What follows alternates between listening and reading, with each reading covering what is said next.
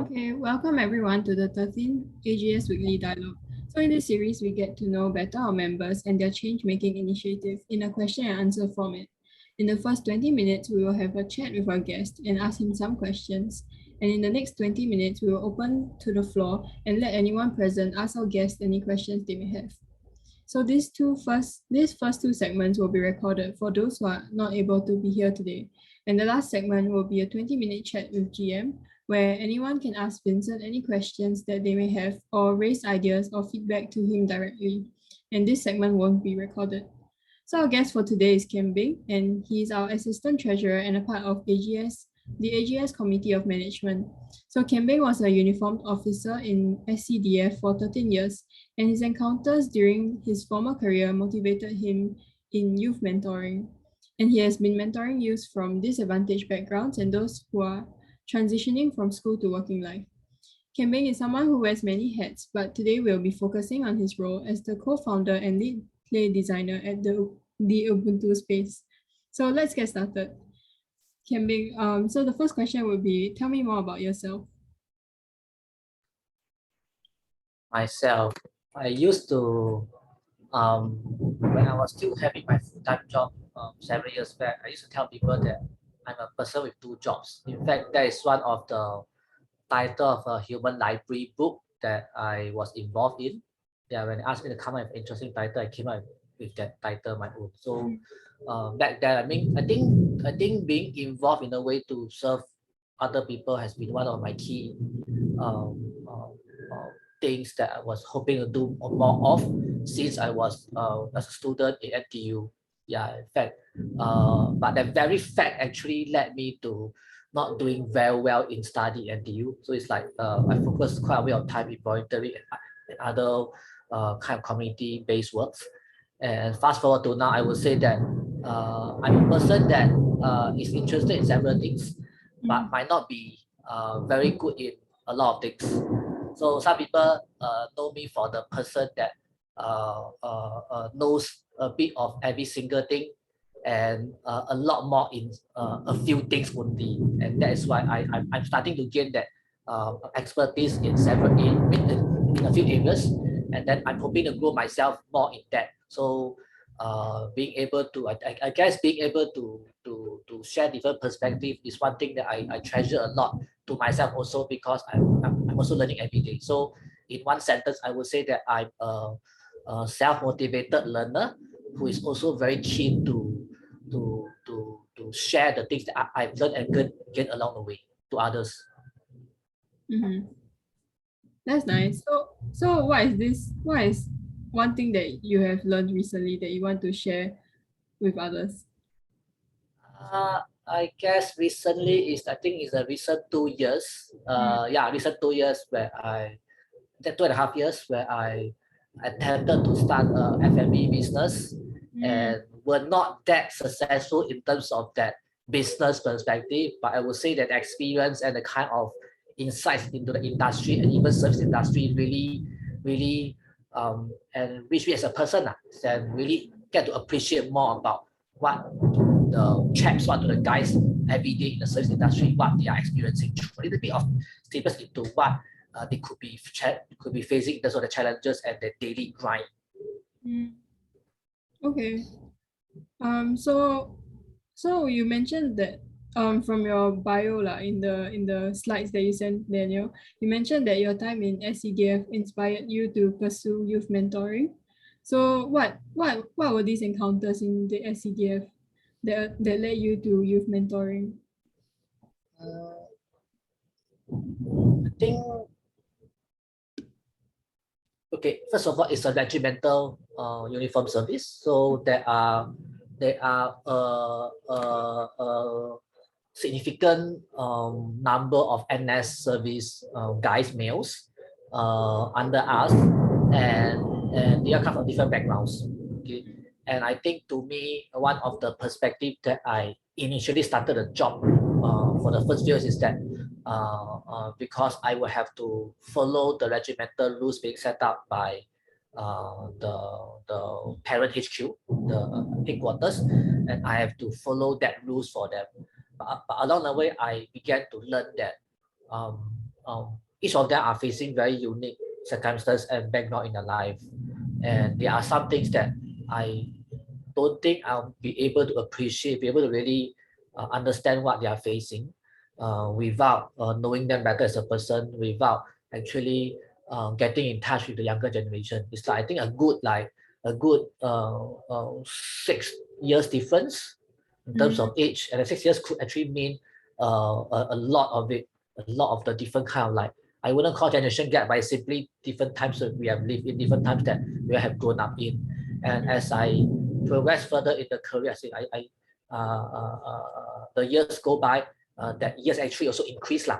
So when I was, I think in my 4th year in SCDF, I really wanted to see how much beyond work that I could connect with the young people more. And I was also dealing with the national service meals that some of them are actually, they voice out that they are facing challenging family background situations. So, but there are actually certain boundaries at work I couldn't really not that prepared to cross yet. So I begin to look out externally for opportunities in terms of volunteering that I can interact with these youth more and also befriend them. So I started off the first youth mentoring program with Lakeside Family Services, and I stayed with them for a good 6-7 years. In fact, just before COVID year. Yeah. So the whole thing is about group mentoring youths from disadvantaged backgrounds, secondary onwards, secondary to about ITE age group onwards, and we will be befriending them and staying true with them on different programs and events throughout the 6 months. And in the middle of 6 months, about 3rd or 4th month, we'll be there overseas. Yeah, Oh, wow. do a community service projects. Yeah, and it's also through the overseas part that we know one another better, and also at the same time that the kind of like, I would say, different side of the person, even ourselves, adults, volunteers, also emerge during that 2 weeks of stay there. And that is the part whereby we wanted to bring everyone, including ourselves, out of the usual comfort zone, because it's like camp and it's like more than 2 weeks of camp. Yeah, and I think the very enriching experience to me is that sometimes it's that effort made to know the other person better, and that in a lot of cases that could be one of the very, I say, important bridge to establish a better relationship. And I think that one allowed me to also be able to, I mean, that experience along that 6 years allowed me to have that, I think, have a broader perspective on how I could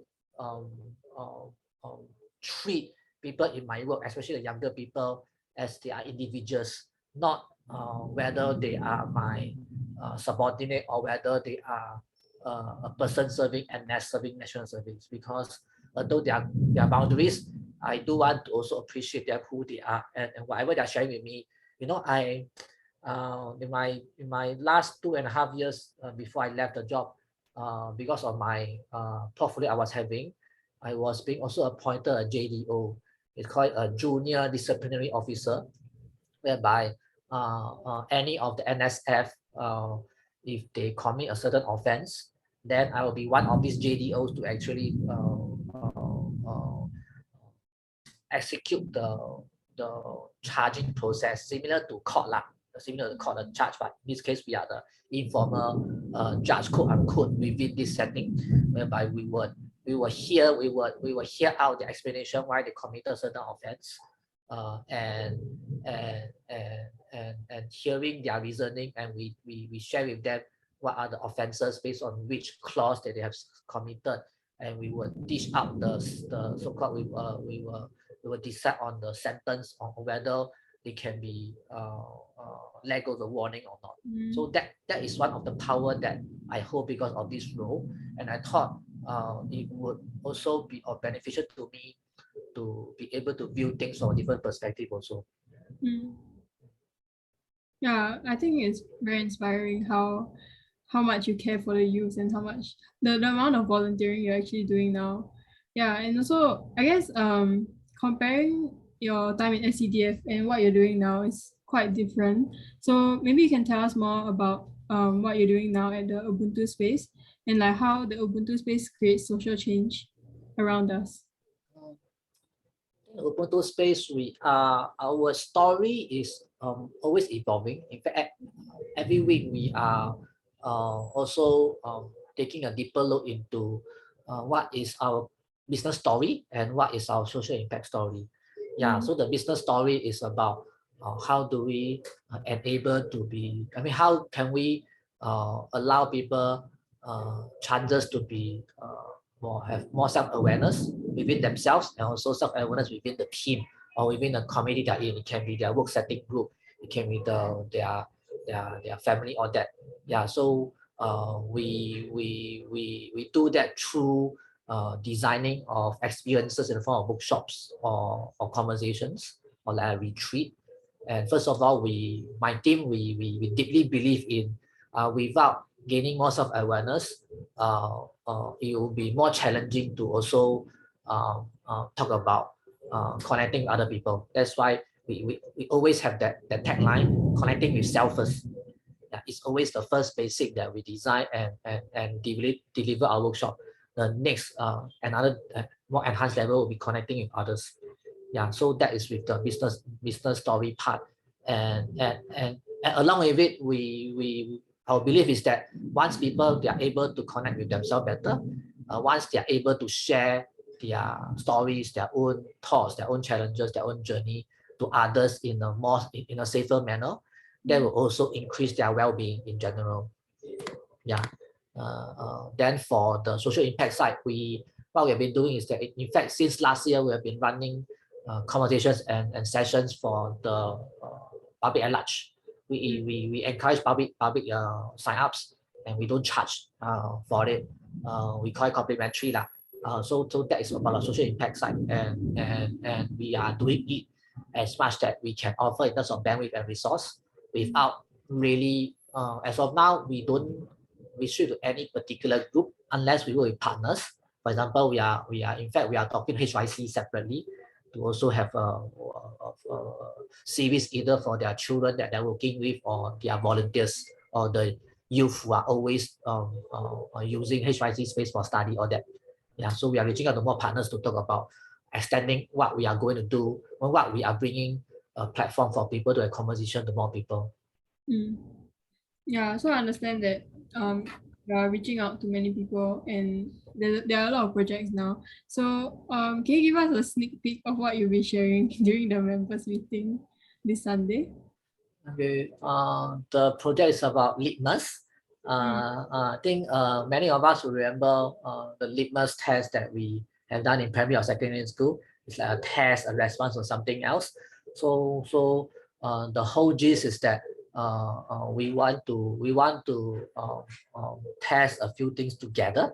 One is on what we bring our tool of legal serious play to the youth and to the people who might not be that expressive, who might be introverts to begin with, to be able to express themselves through Lego Serious Play as a tool, both a hardware and a software.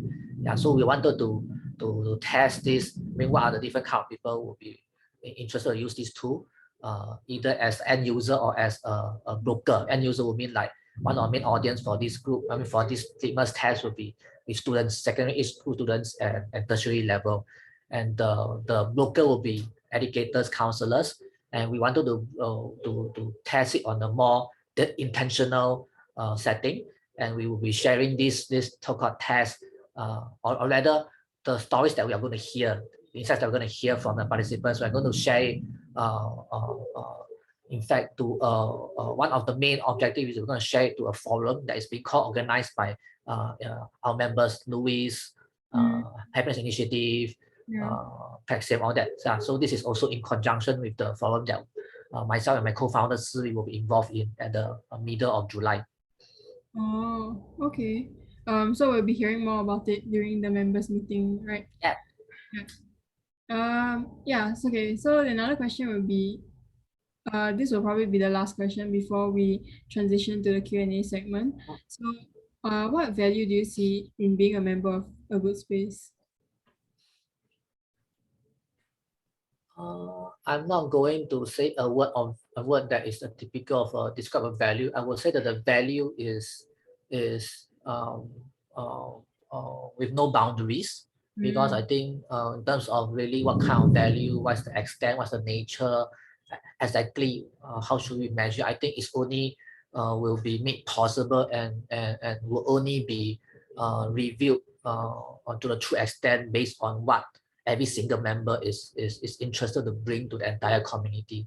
And I think that is already being showcased in a lot of different examples already. I think when Daniel and myself first connected earlier last year through a member orientation session, yeah, and then things went on from there, and we worked together on a soup kitchen. I think right now the other one of the things that I'm involved in a minor role is the Starlight Collective, where there are some AGS members and also HYC themselves, and Sama Sama 24 Asia is involved in a collective whereby we are bringing our own unique strengths to the migrant brothers community. Yeah, and I think one other thing is the different projects the members have been working on together informally or formally. In fact, just we came on board this Zoom session, we saw the message by Adrian in the WhatsApp group. We have a supply of reusable masks, and that's because I think it's also in his goodwill that he want to offer this thing to the community, and that will only be made possible by every single one who's saying, okay, this is something that I think I want to bring to the group, and let's ask if anybody is interested. So you think being a member of AGS brings a lot of collaboration opportunities, and this whole like community of like, and this whole united community that helps one another, right? Yeah. Okay. So I guess we can have one last question before the Q&A segment. So if you could change just one thing about Singapore during your lifetime, what would it be? And is there any way that A Good Space members can help you achieve this? There's one thing I've been questioning myself and asking my teammate is why and what make it hard to talk about certain topics and certain issues. Yeah, why does it have to be so complicated? When we say that there's stigma, there's stereotyping, and we need a setting and a safe space to talk about such things. Why couldn't be it a basic right for the human community to already speak at ease around such of these different issues? Yeah, so I think where A Good Space coming is really to really in our own ways, be it our own networks or through our collaboration and through influence that we could have on the different community and stakeholders to spread this safe space outwards, so that in time to come that space would no longer need to be intentionally created. Yeah, in fact, I think one of my it could be like a paradox. Perhaps the Ubuntu space might not need to exist in the same way if they already come to a point whereby the safe space is already a thing that we are seeing every day in every part of our society. Then we'll be doing this very differently already. Okay, thank you, Kian Beng. So I have actually a few more questions to ask you, but so now I'll open the time to the floor and see if anyone else has other questions to ask you. And members of the audience, if any of you would like to ask Kian Beng any question, please unmute yourself and ask. Kian Beng, I want to touch on what you just said about the expanding of safe space outwards, so that the space no longer needs to be intentionally created. It's not so much a question, but I do. Okay, I could frame it as a question. I sometimes, even within changemaker space, I feel like I want to say something, but I feel like I'm afraid of I don't know. I what's this? I would say that I'm not as woke as a lot of other change makers. There are a lot of I don't I'm not able to, or that I'm not aware of certain boundaries to cross and all that. Sometimes when I say things, it may come across as racist or insensitive to certain people. And as a result, I tend to censor myself. I tend to not raise the issue at all because I even among the space of change makers who are supposed to be, I don't know, more inclusive, I feel that there's I don't dare basically I don't dare to raise certain issues. How do you think I as a person can be more daring to talk about these different issues? Actually, it's something that I'm also facing at times. So I wouldn't say that I'm qualified now to give advice. I guess that also comes with, okay, so I think Daniel, you know, right, I'm an introvert. By nature, I'm an introvert, especially for very big group settings. In fact, for myself, one of the things that I'm still trying to get used to more commonly is I would make use of objects. Yeah, especially like use Lego series or use cards, or even sometimes with my co-founder, when we're talking about, sometimes it's also like it becomes so natural when, especially when in a group setting, to really observe how people are doing, to really be a bit more mindful. But having said that, sometimes I was thinking, you know, life is really sometimes very complicated already, very complex already. So if I'm working with people that I know, we've been working for some time, usually I would try to bring myself out of the better to ask them certain questions or to really share my view, my thoughts, because I really think that by second guessing is not going to do anything good lah. So, and it's going to be, I mean, life is already sometimes full of pain and full of a lot of burdens already, because something we can't control. But at least the person I've been working with for a long period of time, or already not the first time meeting, right? I would try to speak at ease lah, because I don't want to second guess. I don't want to make things more challenging. So I think that is the barrier that I'm trying to break myself, because if it's the first time meeting this person, talking to a person of more authority and more influence, perhaps it's beyond my control lah. And perhaps the person is already very, you know, that this person, by the impression, is very persistent, very difficult to manage. So I might want to push my luck. For people that I usually meet quite a few times, I usually okay lah.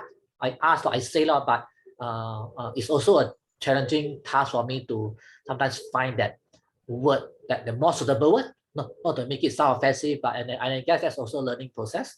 But I think for me, in fact, that is one sentence that I remember from Daniel also. If you don't ask, you will never know. You might not even get. If you ask, you will get. So I modify that context lah. If I don't say, if I don't ask, I will never know what the person is thinking. I don't want to second guess. So I think this is my own barrier. I also learn from yourself also. Yeah.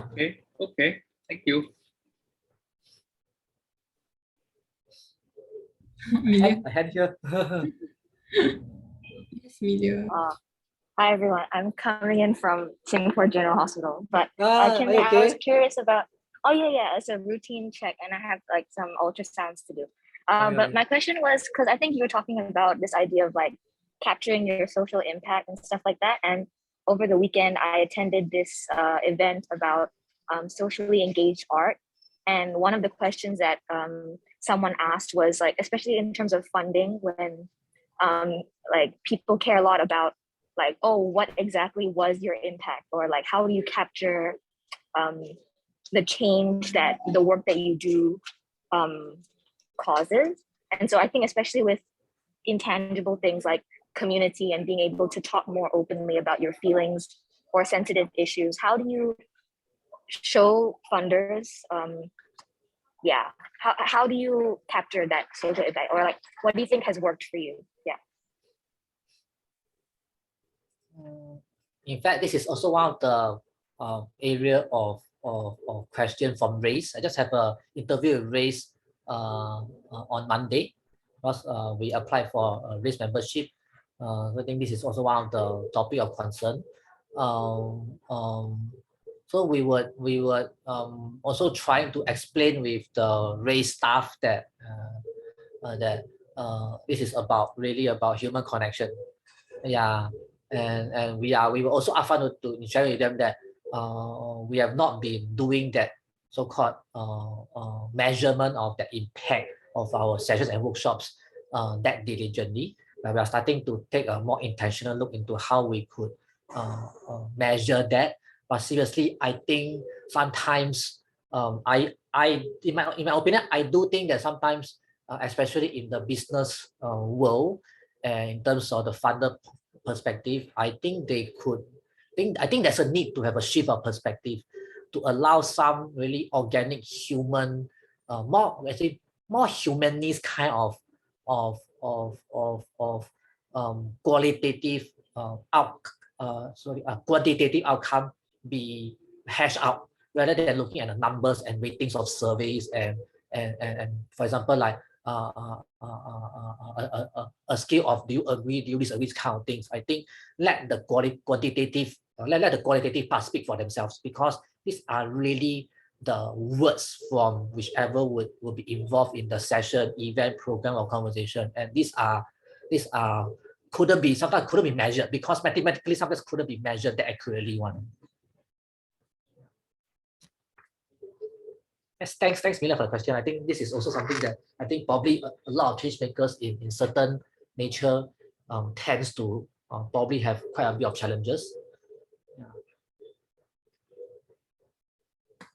Daniel, you have a question? Yeah. So I want to ask Kian Beng, if you didn't need to work for money and all your needs and your family needs are provided for, what would you be doing with your time? You mean I don't have to work for money, right? Yeah.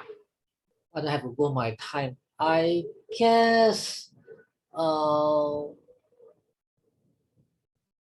I will want to dedicate probably about 1/3 of my time to business and business, so that can, okay, the business is not strictly for earning money. The business sense is to work with corporates, because I do have the view that corporates is also, I mean, workplaces is also one part that a lot of working adults are spending quite a big amount of their time in, of their daily time in, and that is when certain shift in values, or shift in perspective, or shift in culture could also be taken upon. Yeah, the other 1/3 of my time will be having more time for myself. That includes rest and include pursuing interests that I always have wanted to do, but sometimes no energy or not enough time to for example, I always wanted to learn music, and I know learn music needs a lot of discipline, time, and every single day need to practice on it. Yeah, and 1/3 of my time I want to dedicate to doing more, I wouldn't say social impact, but just simply community-based initiative, and spending time with different members of the community. Yeah, and even like staying together with some people that I know together in, let's say, for a few weeks or a few months, and it's like co-living concept, and that's it. Okay, this is like a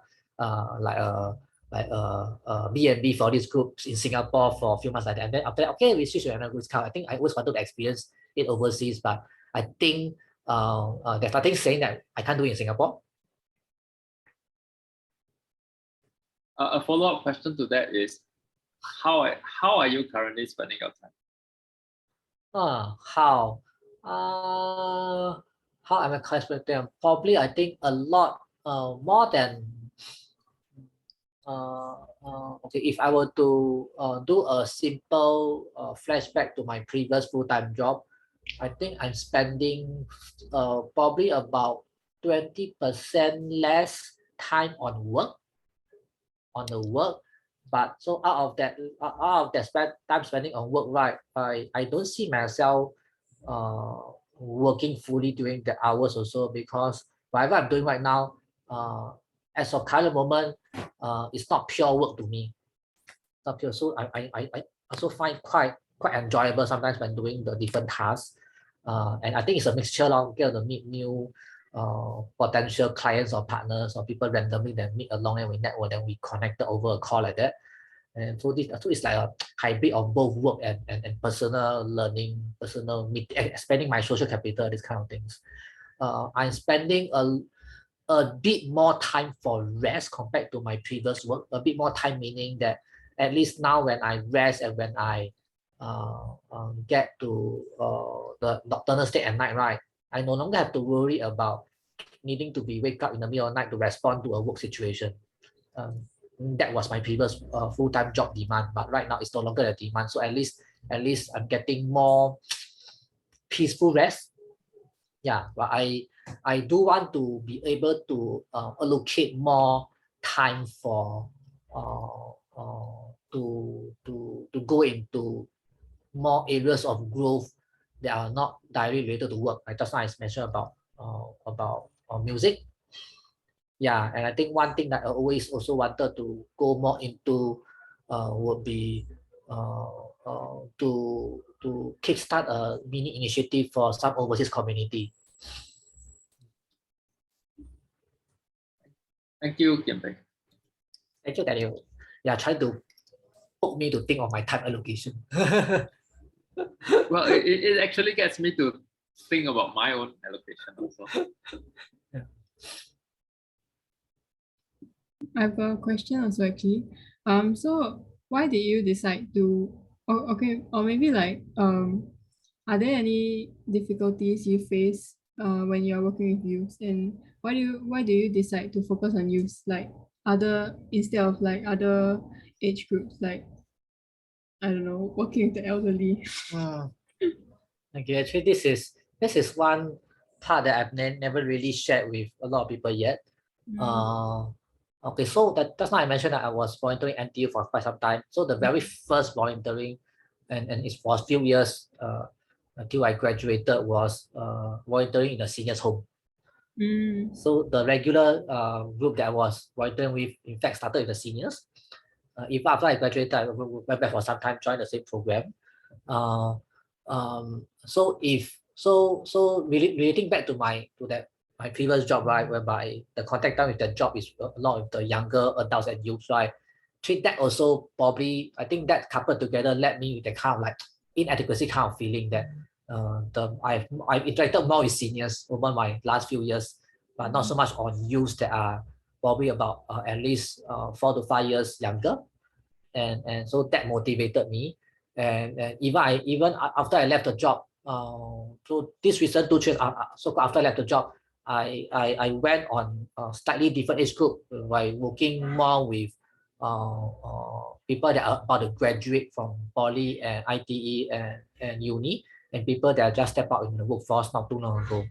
Yeah, so I wanted to also bring my working experience and the kind of life journey to this group of people, because they are to me, we all go through transition. So they are going through a transition of stepping from a more student full-time life to kind of more on focus on career and work, to finding a foothold and even clarity on what could be their first or second job or even future job be like. So I think that is like, I think there's a lot of us adults and even those who have learned along our own diet journey. There's a lot we can offer to different people, and that includes the younger people who might need that additional source of reflection or source of inspiration beyond their usual school or social network. I think we shouldn't leave that to waste, because we all went through different challenges. We all make some mistakes. We all went through some small or bigger failures. And it's these things that we learned. And if you can quicken that learning process for some people in different ways and different nature, why not? Why should I be selfish in sharing that? Thanks for answering. Thanks, Melody. Question? I got a question. Kian Beng, tell us what is the most exciting thing in your life right now? Something you're working on, a relationship you might have, or something. What's the most exciting thing in your life now? I think the most exciting is starting the current setup that I have to Ubuntu from scratch, and from scratch from scratch to a very informal setting, informal movement, informal activity, to a slightly to a full-time involvement since last year October, and with that also with my co-founder, a partnership together.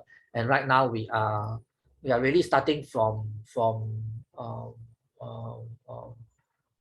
very, I say we have went past the honeymoon period of trying things out. So we are trying to stabilize in a financial sustainability model and working on that business, really the business part of it.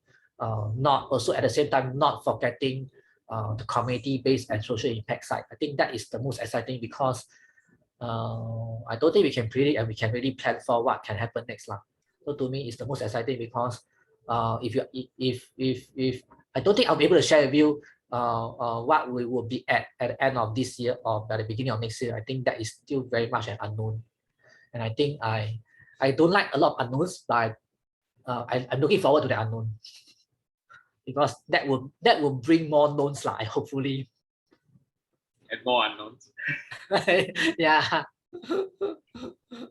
Thanks Thank you, for Kian Beng. triggering the unknown.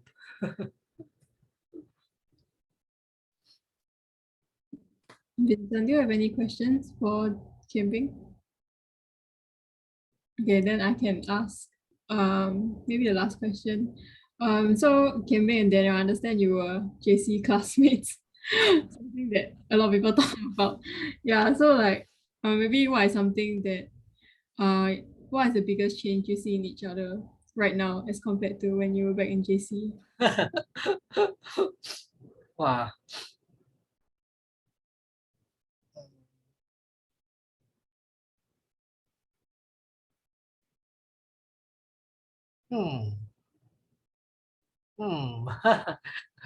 Biggest change.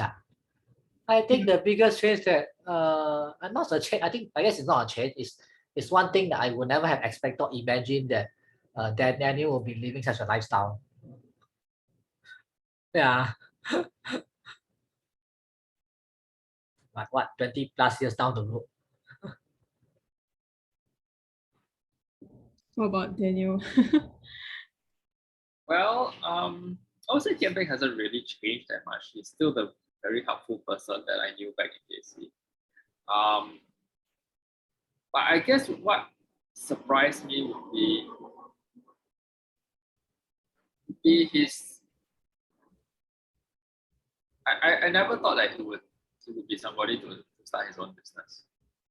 Yeah, so I guess for him also, he never thought about it also until he decided to leave SCDF. Because I think, I don't know, I think being in the uniform service, especially being in a very regimental setting, is something that's really suits Kian Beng. So it surprises me that he would want to leave that and do his own thing. Yeah, so yeah, I think that would be the biggest change. And I would say, if I were to put myself into Kian Beng's shoes, I would say that was something really out of the comfort zone, and and a decision that he doesn't regret. Yeah, I think he's learned a lot from it. Yeah. Thanks, Daniel, for yeah. In a way, it's about 99.1% right.